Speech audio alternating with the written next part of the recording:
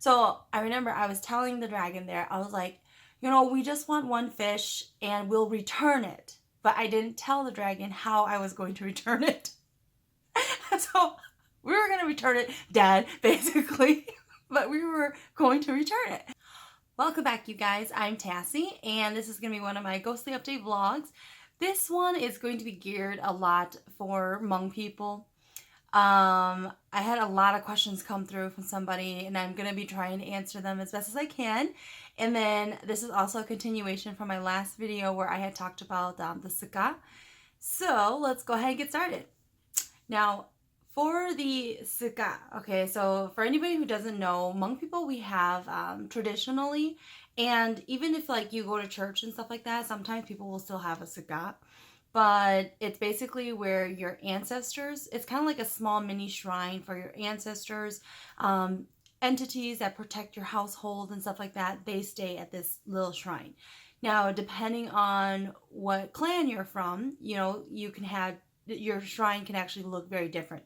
This is not the same shrine as a shaman's shrine, okay? So this is strictly just for your Rakwa, which is like your ancestors and relatives and anybody who's protecting over your house. So some clans will have like a piece of paper, others will have an actual mini looking shrine that looks a lot like when you go to Chinese restaurants, Thai or Vietnamese and stuff like that, so just keep that in mind. Now, as far as the Suggat, so traditionally, if you're a shaman, you should have a Suggat up in your house. And I know it's, like I'm guessing that's really hard too, because I have seen shamans who don't have one. And it could be because, like if the woman is the shaman, but then the husband, he's just kind of going along with it. But because the Suggat is based off of your husband's family. So it like if you're a woman and like for me, right? If I'm living by myself, I probably wouldn't have a Suggat, only because traditionally it's done if it's the man, and then whoever I marry into, they would have their own shrine for their family because I marry into their family. So for myself, I may not have one, but I know how to do one, and I've seen it many times for different types of clans as well. But basically, it involves some chickens and everything, and you basically raise it around the new year. Now, of course, if you move, you raise it whenever you move as well.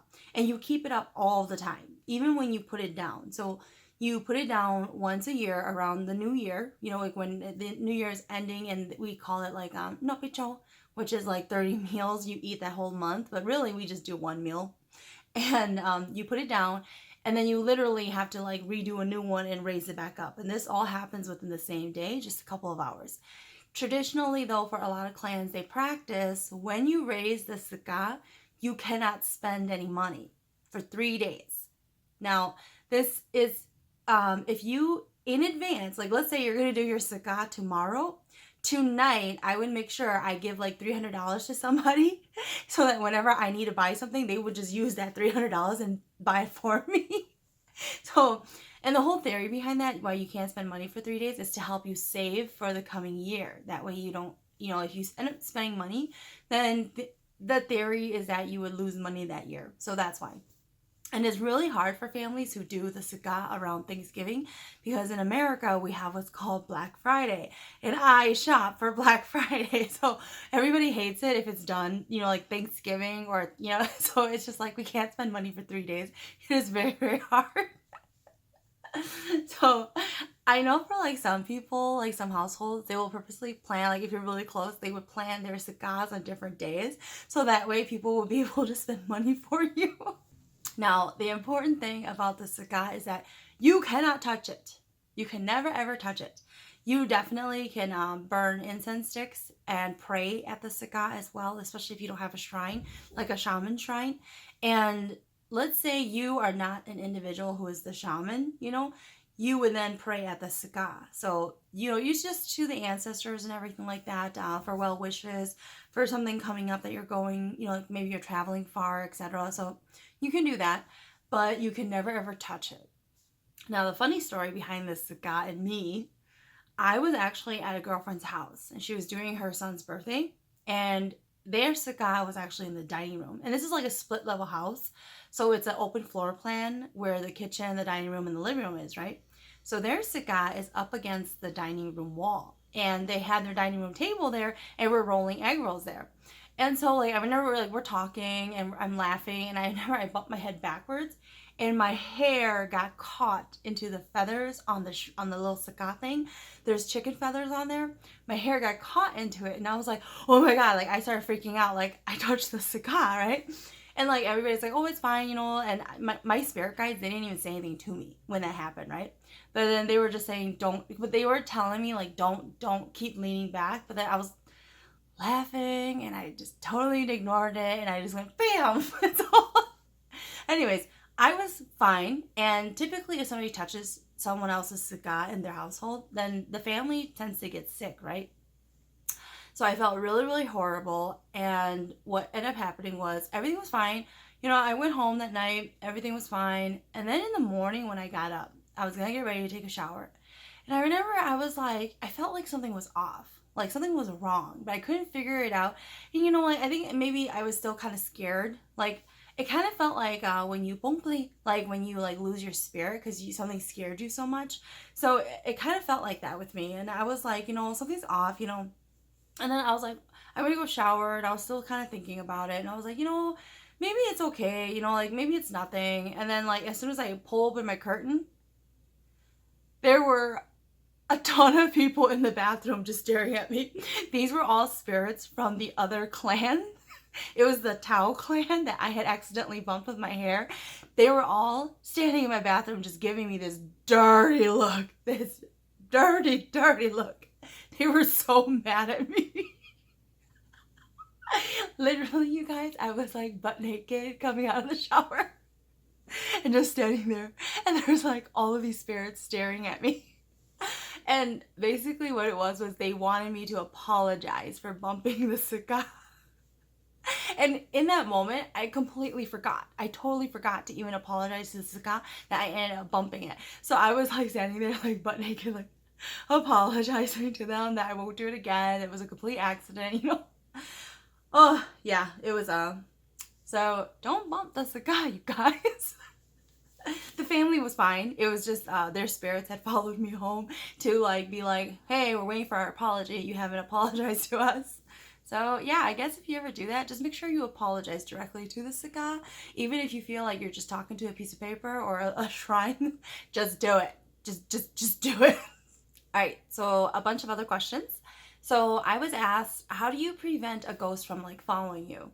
Or if you think that there's a ghost, kind of like I guess when people can like see things, if you notice things are missing and moving, you see things passing by you really quickly, definitely yelling at them, it does work. If you become very aggressive and you start swearing at them and you start yelling at them, they will leave you alone, because it's kind of like what I do when ghosts and spirits try to bother me and try to come around because they want my help. Normally, if they don't want my help, they're really afraid of me and they'll hide from me. But if they want my help, they try to seek me out. So if you like just yell at them and you show that you're really angry, they'll leave you alone, because they do get frightened because they don't want you to get scared. That's why they try to approach you. So just yell at them. And if I don't know if you guys have ever heard this, but there is that theory about, you know, like when they always tell you, like especially let's say it's a newborn. Whenever for Hmong people, if you have a newborn child, we recommend you always cleaning your hands before you touch the baby. Some people, it's as simple as just washing your hands. However, what we also recommend, especially if the child is very like prone to spirits and bad nightmares a lot, you always want to turn your stove on, especially if you have like a gas stove, the top part, and there's flames, and you want to just like wash your hands over the don't put your hands in the flame, of course, but you know, just kind of brush it over briefly on the flames. You can also just use a lighter if that's all you got. So definitely, you guys, that does work. And there is a theory about whenever you come back from a funeral for Hmong people, after you bury the individual at the cemetery, typically everybody drives back to the deceased house, and they always have like a flame on, And they'll literally use like a propane tank with like those burners like for camping and everything and deep frying turkeys. Normally they'll choose the lower one so that people don't have to jump as high for like a turkey one. But then, they'll have a fire on and you literally just jump over it. And the reason why you jump over it, it's the same method as cleaning your hands. It cleanses you of any dark spirits that may have followed you. So you actually want to jump over that fire before you go to your own home. So don't just go to a funeral. And I'm laughing because I'm pretty sure a lot of people are like, I never did that. So typically that's what you should do, though. And it really is just to protect yourself, because at funeral homes there's a lot of spirits, not just of people who have passed on. A lot of people come into the funeral home as well, and whenever people go places, they may bring something that was with them. And sometimes things can choose to stay whenever they go somewhere. So that's typically the flame theory, and it definitely does work. I do believe in it. Now, I was also asked about for Hmong people. These are all like for Hmong people. Okay, so I was asked, like when people get sick because your ancestors, maybe it's your grandmother or grandfather, they've passed on and they're hungry in the spirit world. Sometimes they'll make people sick. They'll come to visit you in dreams. They'll do all sorts of crazy things. And all of it is supposed to get your attention just so you remember, oh, I have to feed them, or they need money, and then they'll actually burn money for them. So traditionally, like the OGs are like elders, they would actually say if you dream and you see the deceased, you should probably just burn some money for them. Just burn it. You don't know, they may need it. Even if you don't think it's money that they're asking for, just burn it. That's typically what they would say. And so, like for that, it is very true. They can do that. When I was younger, because my father, he goes to church, and my mom, she turned to shamanism after the divorce. So, but then my father continued going to church. And even now, I think he still does. Not really sure. But basically what it is my grandmother on my dad's side, she had passed away when I was really young. I remember her. I have memories of her, but it wasn't like I was in school and I have memories of her. This was like before I was in school. And she passed away, and I remember when I was younger, I used to have really terrifying dreams of her. And it was really scary because it would always rain, or there would always be a ton of water whenever she comes around. So it would absolutely terrify me. And I remember one time what happened was I was on this road. Like, I was on this weird road. It's kind of like country like. And then there's like a little hill, and up above the hill there's like a house, like a hut. And I remember it was raining really, really hard. And I was like, oh my God, I'm getting downpour. Like, I need to get into that house, right, for shelter. So I start running up that hill towards the house. And as I'm running, I start to feel something is chasing me. So I start to get really scared, and I'm like running like crazy, and I can't see anything because of the rain. It's really dark out. It's nighttime. So I bust into the house, and then I turn around and I slam that door closed. And as I'm trying to close it, my grandmother's trying to push the door open on the other side. And I know she had passed on. So I'm like freaking out, you guys. Because I'm like, oh my God, it's a ghost chasing me. So I'm like trying to slam that door shut, and she would always come in my dreams. She would always come in my dreams, and it would always be a ton of rain, and it was really, really terrifying. It was always like scary. It wasn't like an angel kind of funny, like nice dream. It was just terrifying dreams. So then I remember after it kept happening, and my mom didn't really know this was happening. It wasn't until several years later I mentioned it to her in passing. I was like, I grandma from dad's side, she keeps coming to my dreams, So then my mom, she ended up calling my dad and kind of yelling at him because, they don't get along still after all these years.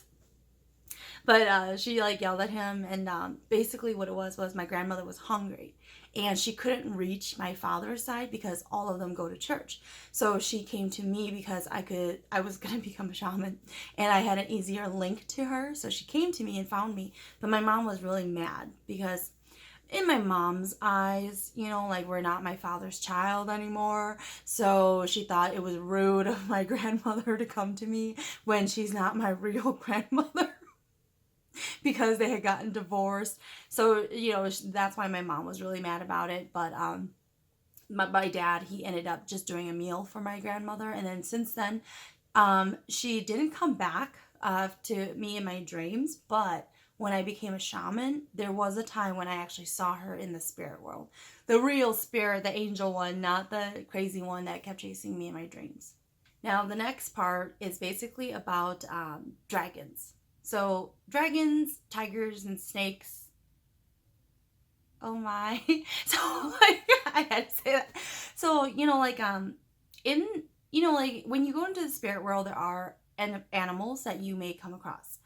And even in the real plane here, you will also come across these spiritual animals, right? So whenever you guys go to like a lake or an ocean or anything like that with water, there is a dragon there. Now, I know some shamans will purposely go and talk to dragons. And the thing I have to tell you guys about dragons. So, it's kind of funny stories with the dragon.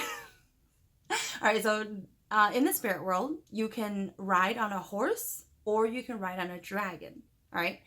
And there's other animals you can ride on as well. But the horse and the dragon are pretty common. And the thing is, there are shamans who will seek out dragons purposely at lakes to talk to them. I want to warn you guys that dragons are the smartest, most devious characters you may ever come across. They are smarter than a demon. They are extremely intelligent creatures. They will play so many tricks on you. And so you want to be very, very careful with dragons. Dragons, they're not like a demonic entity. Okay, so they're not a demonic entity, but they can be. That's how devious they are, because they are seen as something that's light. Like, you don't think of it as like a demon, okay? Like, when you think of a dragon, you don't think of it as a demon. It's not a demon. It is this other creature that is considered good, a good creature, but they have very demonic behaviors where they will try to hurt you. Because you're so stupid, they're going to try to hurt you because it's that easy. So, there are dragons. In Minnesota, especially those, a lot of my viewers, you guys may be from Minnesota, Lake Phalen and, Como Lake. There are dragons there. And I hate the one at Phalen. I'm just going to say it, y'all, just so you guys all know. I never talk to the one at Phalen. The one at Phalen calls me all the time. I never talk to him. He is terrible. The one at Como is a woman. And the one at Como, it was kind of funny because, okay, kind of not funny. So this was when I think I was already on my 3rd shrine, or I was on my 2nd shrine. It was around that time. And I didn't realize. So this is something about my spirit guides, okay? Some shamans will control their spirit guides very, very, very, very strongly. Like, they will rein them in, and they expect everything to be like, you will not touch anybody. You will not look at anybody. Like, no. Like, they're very, very strict. I know shamans who are like that, and that's how they treat their spirit guides, right? For me, though, as you guys can tell from my videos, I'm really silly. I'm animated. I make light of things, and I don't take things very, very seriously. Now, my spirit guides, they are similar in my demeanor. They like to touch things. They like to go up in people's faces and see what they're doing. They're a little, not like they're naughty, but, I give them more free rein because I don't see why I should have to control them so much. They're not hurting anybody. So as long as they are not hurting anybody, which they are very well aware they should not hurt people. But I said people. So what happened was I was driving to work one day, and this is when I first discovered the dragon at Como. I was driving to work, and at the time I lived in St. Paul and I worked around that area. I was driving to work, and then all of a sudden I was driving around Como Lake, and then I saw my spirit guides shoot out. They're like, they go running across the water, and they start screaming in my head, "Oh, it's a dragon!" And they went and picked her up, and I heard screaming, and I was like, oh my God, it's the dragon. my spirit guides were kind of naughty. And they went to go grab her because they were like, oh, it's a dragon. And they just grabbed her. And I was like, oh my God. Like, so that one, she tends to stay away from me because of what happened. Like, you know, yes, it was my fault, but I didn't know that my spirit guides would do that. At the time, I didn't know that they were capable of doing that. And so whichever side of the lake I'm on, she always stays on the other side. But anyways, now, whenever I go near a body of water, I have to warn the dragon there that I am going to be there. And I am not allowed to take anything from there. If I do, it's like I have to tell them. And then they have to agree. This includes fishes. Okay? So, oh, it was really funny. This funny fish story. So I have to tell you guys this. This may become a long video. So the funny fish story, like me and my girlfriend, we went up north to Grand Marais. We were like a Devil's Lake or Twin Lake. It was like 15 minutes from Grand Marais up north. And we went camping there and we decided to go fishing. And at this lake, we were not getting any fishes. And we tried all day. We ran into a guy who had a boat. He didn't catch any fish either. So literally, I started to get tired of waiting for a fish. So I start what we call hungo, to the water. I was basically talking to the dragon. And it was really weird because I said to the dragon, because, okay, this is why we needed the fish. We were going to take the fish, cut it out, and use his body as like, what's that term that fishers use? Bait for crawfish, because we were trying to catch some crawfish. So I remember I was telling the dragon there, I was like, you know, we just want one fish and we'll return it. But I didn't tell the dragon how I was going to return it. So we were going to return it dead, basically. But we were going to return it. So I said, we just want one fish, but we're going to return it. So we caught a fish. We caught a fish. And then what happened was, by the rocks where we were fishing, there's kind of like a hill. And then up there is where like our campsite is. And I remember my girlfriend was carrying the bucket. And she had given me a paring knife because we were getting ready to kill this fish, right? And both of us were really scared. We hadn't killed fishes before. So anyways, what happened was she was carrying the bucket to me because we were going to just cut the fish apart, gut it, and then just put it into the cages and set the nets down to catch the crawfish. So she's carrying the bucket. All of a sudden, this fish jumps out of the bucket and he flops all the way down the hill, and my girlfriend is screaming at me to kill the fish. All I have is my paring knife.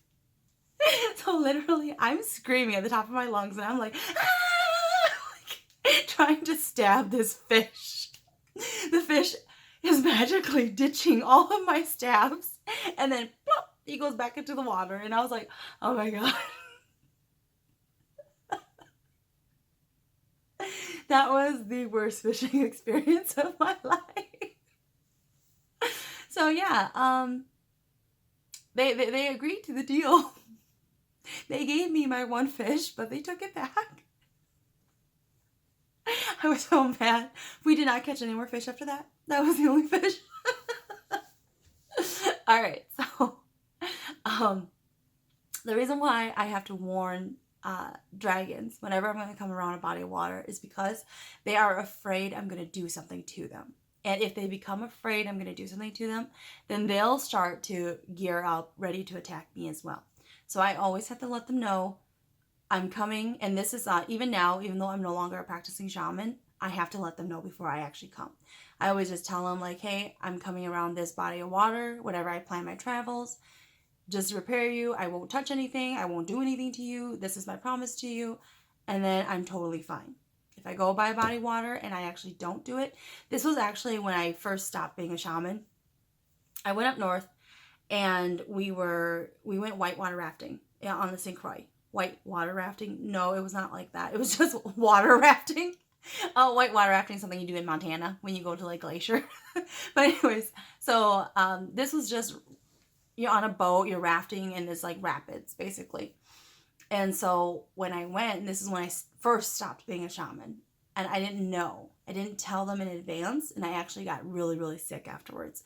So they made me feel really, really lethargic for several days. So I had to just tell them, like, you saw me come. I'm sorry I didn't tell you guys. I promise you I didn't do anything to you guys. And then after that, I was better. So those are very real, basically, is the point of that whole story. And so, same thing with like snake and tigers. Sometimes I've had some people kind of comment to me or ask me what is the tiger spirit. So I'm going to let you guys know what the vision was that I saw when you guys said that. So a lot of times, you guys, Xwm, which is more of the side that's going to be the killing and the demon hunters, right? A lot of those spirit guides, they are animals. And when you guys talk about like this tiger, it's going to be a story from like back in the old days when our relatives and ancestors were in the hills and jungles of like Southeast Asia. They had a lot of Xwm. And the reason why they had so much Xwm is because there's a lot of demons and ghosts that just live around the whole area. It's constant. The amount of ghost activity and crazy stuff that happens in the jungles and forests from where our ancestors came from, it is nothing compared to what it is now here. Like if you're like in America, it is a lot different here. And I think a lot of that has to do with there's a lot more cleansing around here. There's a lot of modern activity. Whenever there's a lot of modern and science involved, I feel like there's not as much spirit activity. But if you go to a place that is very, very spiritually connected, it just opens it up completely, where they just come out and it's so much more. So I had a question about that as well. Like, how come in the old days, there was so much activity about ghosts, like constantly like coming up as real people, always harassing people, following and chasing people? That's because of it. People then at that time, they had a stronger, deeper spiritual connection to the land and in general in their life, and that's why. So, did I even answer my question? The tigers, you guys. So, a lot of Xwm was around because that is what was needed during that time. And that's why I feel like now we have a lot of just Shaman show type of shamans. And you can have both. Again, remember guys, you can be both. But we have this new age shaman of the clairvoyance because we no longer have that deep spiritual connection where all those ghosts and entities were coming out. But in the old land, it was there, and that's why they didn't have the thing shining show, because they weren't worried about mental health. They weren't worried about things happening and trying to understand one another. It was just a survival instinct, and that is what the Xwm was there for. They were there strictly to protect the people. So the tigers that you guys talk about, it is a type of Xwm, and that's what they are referring to. But there are also tiger spirits that are around, kind of like the dragons and the snakes. Alright, you guys, I'm going to end this video here. It's getting pretty long. And so, in my next video, probably for around Halloween, I'll probably talk about like possessions and the most scariest experience I've ever had, where a demon came out of my dream. So I'll be telling that story in my next video. Look out for it. Thanks for watching, you guys.